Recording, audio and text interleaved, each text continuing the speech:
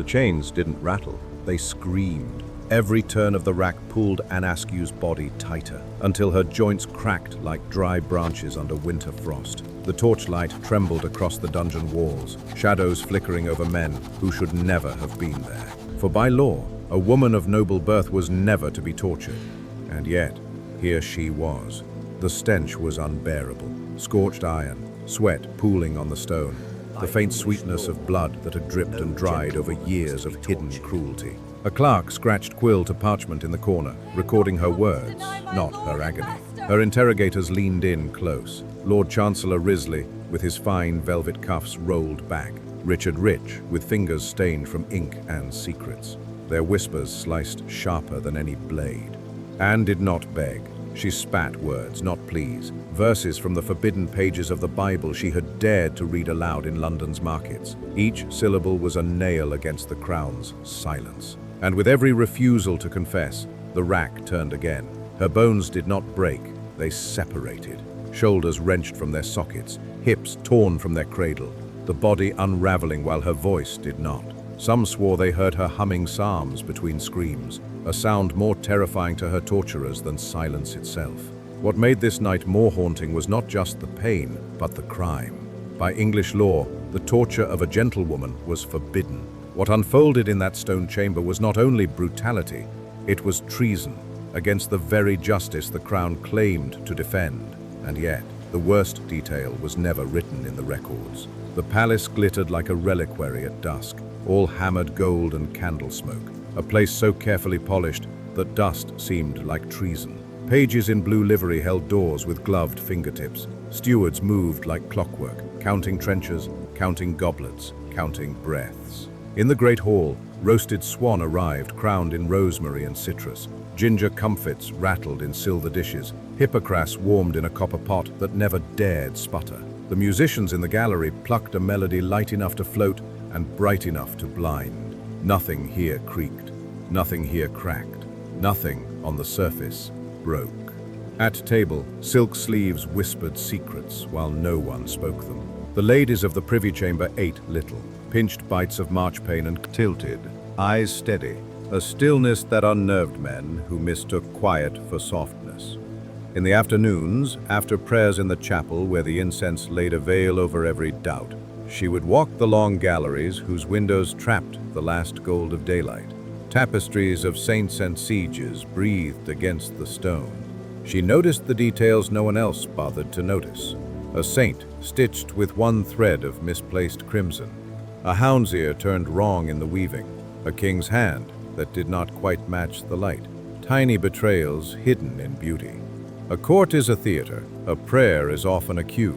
In the queen's chambers, ritual ran like a secret river beneath the rushes. The women shared combs, pins, rumor. Linen chemises steamed by the fire after the rain. Lavender tied in cords to keep the moths out of the furred nightcloaks. They spoke of headaches and husbands and hymns, but never simply. Every sentence offered two meanings, the one a maid could repeat, and the one that would cost a life if whispered outside those doors. That was the art, an embroidery of speech, phrases twisting back on themselves, hiding something sharp in the flourish. Sometimes after Vespers, a book would appear, never announced, simply present, a heavy Bible in English, its pages tasting faintly of iron from the press, its deckled edges still feathered with the hands of other women, a candle drawn close, the room constricting to the size of a verse. Anne would read aloud in a voice that did not tremble. She did not rush. Each word was given time to arrive, to set its feet on the floor of the chamber, to look everyone in the face. The others listened with the hunger of people who had eaten all their lives and only now understood they had been starving. A single page turned, and you could hear a life changing. She spoke of grace not purchased, of mercy not mediated by gilded hands. She spoke of truth that could survive the closing of every door. The ladies pretended to sew while she read, needles rising and falling like metronomes for courage. In the grate, the fire sighed, the way a body sighs once it understands what it's refusing. Nothing in those rooms looked dangerous. Cream velvet, beeswax candles, a spaniel asleep on embroidered cushions. The danger was the silence after Anne finished a smelled of nutmeg and new parchment, of river damp and candle smoke, and wet horses stamping in the courtyard.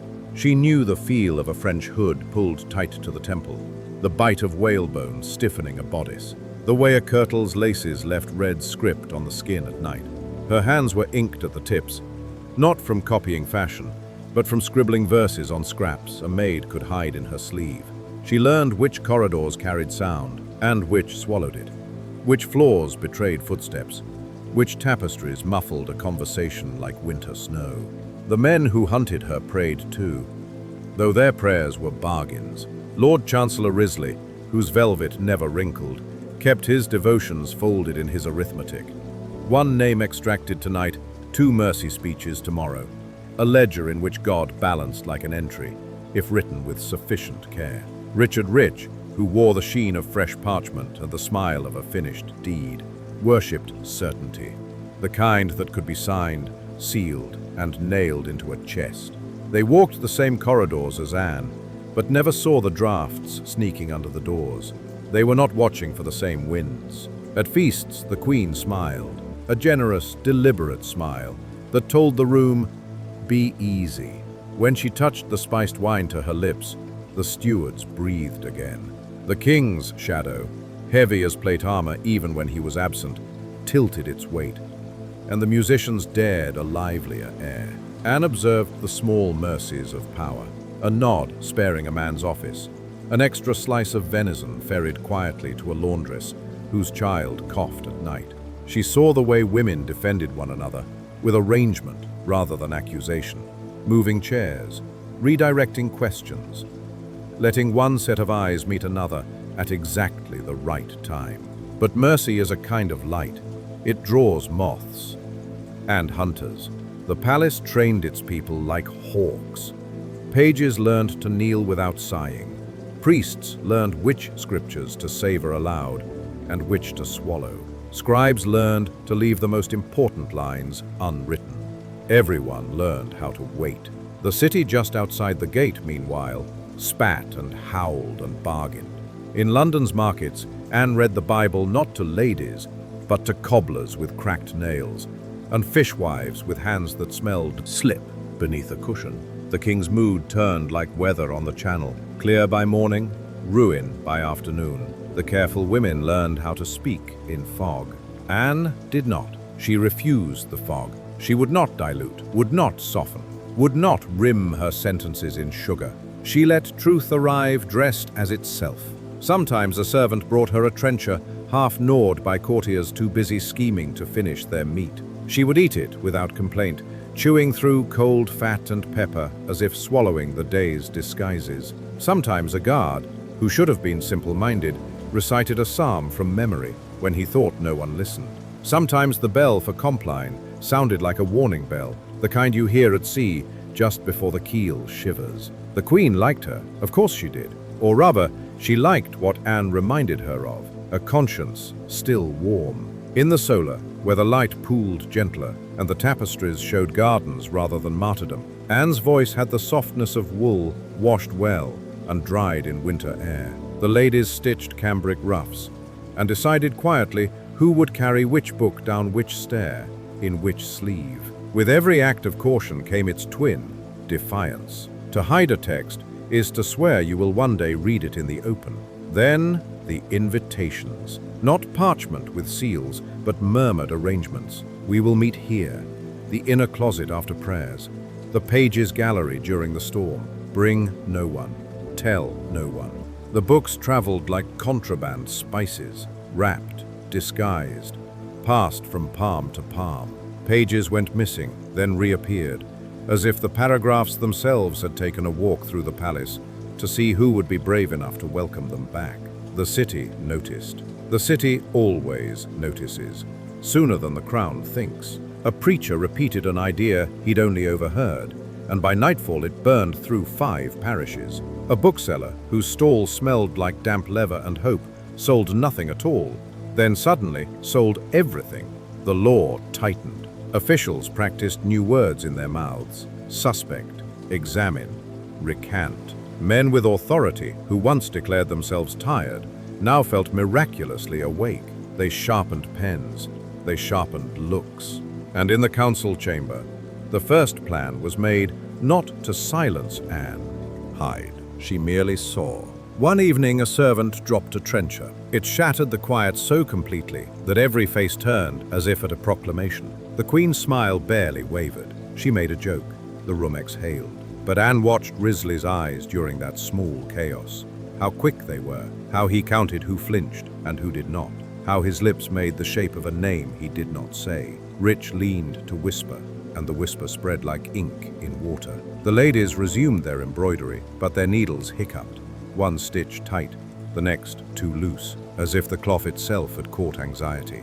On the surface, the kingdom held. The bells rang on time. The kitchen scalded milk. The royal falconers oiled jesses that smelled of tallow and weather. Even the river kept its appointments, tides learning the discipline of courts. Below the surface, nothing held. In a sliding panel behind a tapestry of St. George, a stash of books waited in linen sleeves. In a clerk's desk drawer, a list of names dozed beneath a false bottom. In a guard's pocket, a key grew warm with the shape of his conviction. In a chapel stall, a woman's prayer veered off the prescribed path and did not return. No one could have predicted the moment the world would split, except that everyone could, because it always splits the same way, at the seam where beauty is stitched to a lie.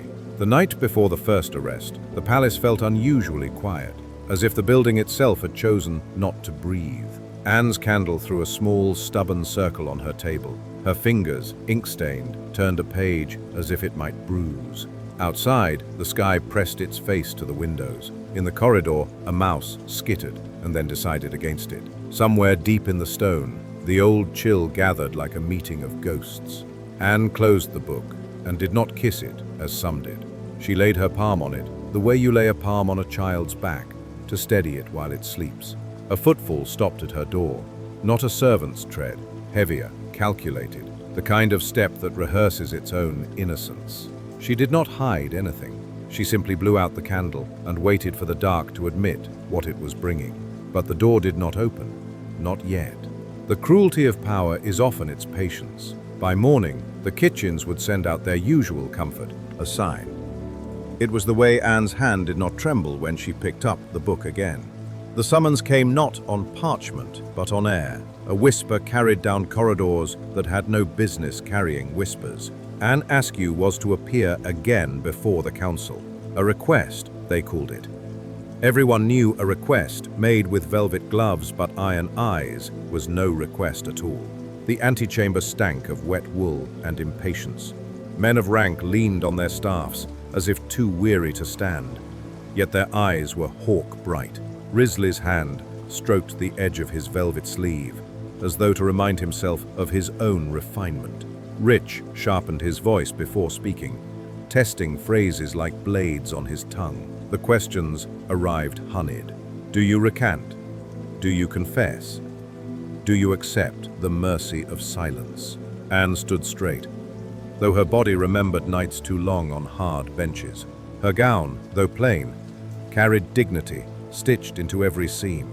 Black kirtle, white coif, the fabric worn but clean. She did not curtsy as deeply as expected. Her voice, when it came, was not submissive.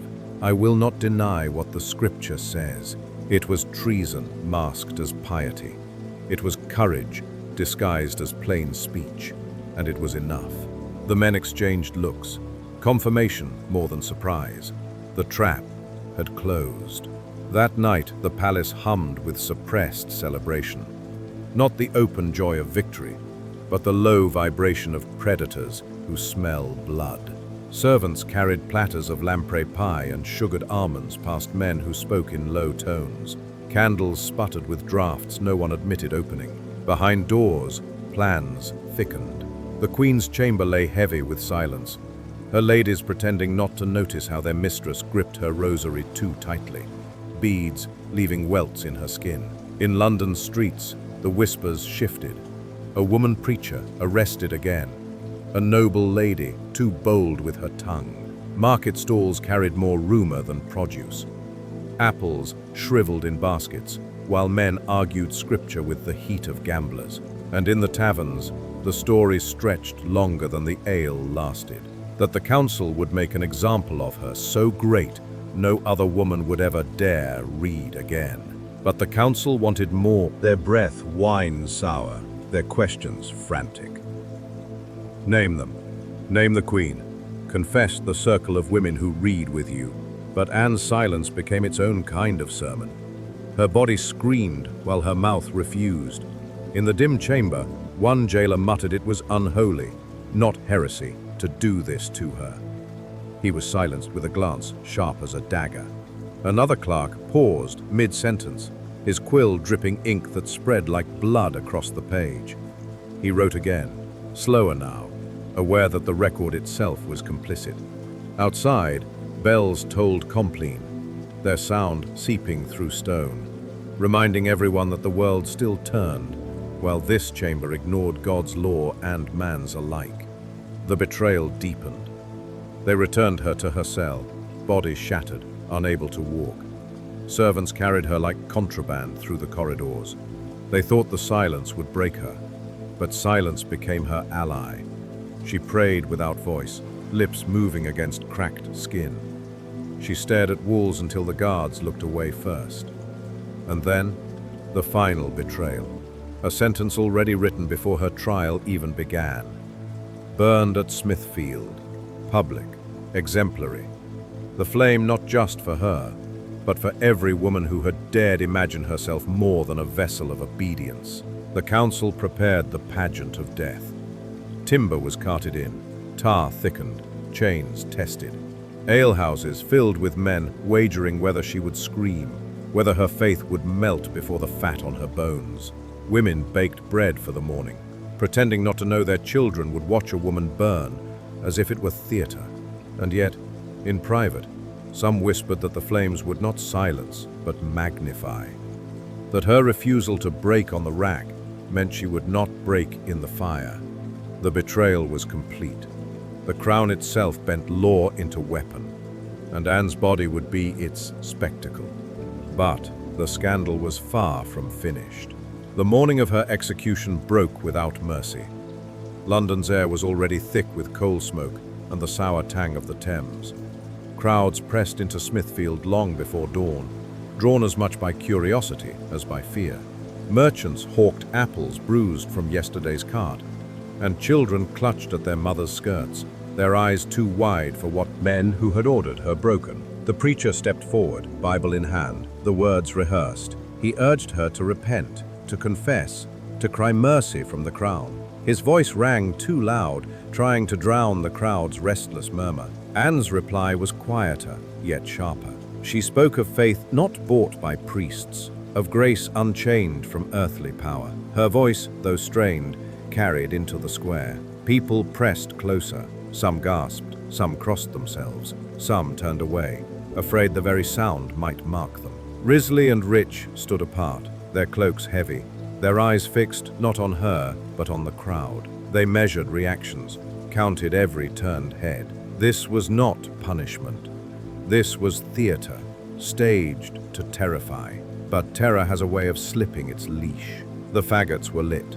Smoke coiled upward, acrid, choking, before the flames took hold. The wood crackled, tar hissed. Heat rolled out into the square, pushing children back against their mothers, driving men to cover their mouths with sleeves. Anne did not scream. Her lips moved in prayer. Witnesses swore she sang, ragged, broken notes, but song all the same. A psalm rising against the roar of fire, a sound too human, too steady for the spectacle the council wanted. Guards shifted uneasily. One man muttered that he would rather face French cannon than this woman's silence. Another spat to break the spell, but his hand shook as he did it. Even the preacher faltered, his words stumbling, as if the smoke clogged not his throat, but his conviction. The flames climbed, her gown blackened, her skin blistered, her hair catching last. The chains rattled once as her body jerked, then stilled. Still, the sound of her voice seemed to hang in the square, long after her flesh had gone. London smelled of ash for days. Bakers cursed the stench that tainted their bread. Washerwomen complained the soot stained their linens. Yet beneath the ordinary grievances, whispers thickened. That she had endured, that she had refused, that the council had broken its own law to destroy her, and failed to silence her spirit. The aftermath spread like fire in dry timber. Women who had listened in secret now read with less fear, emboldened by her refusal. Men who had mocked, but some swore a trace remained. Black dust clung to the stones of Smithfield long after the rains. Children dared one another to touch it. Mothers warned them not to. And yet, some carried it home in handkerchiefs, hidden in cupboards, believing it might protect them, or at least remind them of what faith unbroken looked like. The fall was not Anne's. It was the Crown's, revealed in that moment as willing to twist its own laws, to stain its own honor, to extinguish one frail woman and fail. The smoke had barely cleared, but the scandal was far from finished. Smithfield quieted after the fire, but silence is not peace. The stake was cleared, the ashes swept, the chain stored for another body. And yet London would not forget. Every passerby glanced at the scorched stones, as if they might still feel heat rising. Mothers dragged children away quickly. Men lingered just a breath too long. The square had become more than a marketplace. It was now a grave no one could consecrate. The council recorded her as dead, her crime as finished. The parchment was sealed, the ink dried. Officially, Anne Askew's story ended there, but nothing about it felt finished. Not to those who had heard her voice cut through smoke. Not to those who carried fragments of ash in their sleeves. Not to those who wondered why the law was broken, and who else might fall victim to justice turned inside out. There was a rumor, whispered in taverns with mugs lifted to conceal lips, that she had named no one, not even under torture. That the Queen herself had been the target, and Anne's silence had shielded her. Was it true? No one could say. The council suppressed the records. Pages disappeared. Clerks who might have known grew suddenly cautious, their eyes darting to corners before they spoke. And yet, fragments survived. A line in a diary. She sang while the fire rose. A merchant's note. The woman did not bend. A single torn page of her own writing, passed hand to hand, smuggled across borders, ink blurred but defiance still legible. Each fragment was a ghost, haunting the very men who thought they had erased her. The unanswered question remains. Did they fear her faith, or did they fear her refusal to be broken by their hands? Which was the greater crime in their eyes? That she read, or that she endured? The records will never say. They were written to silence, not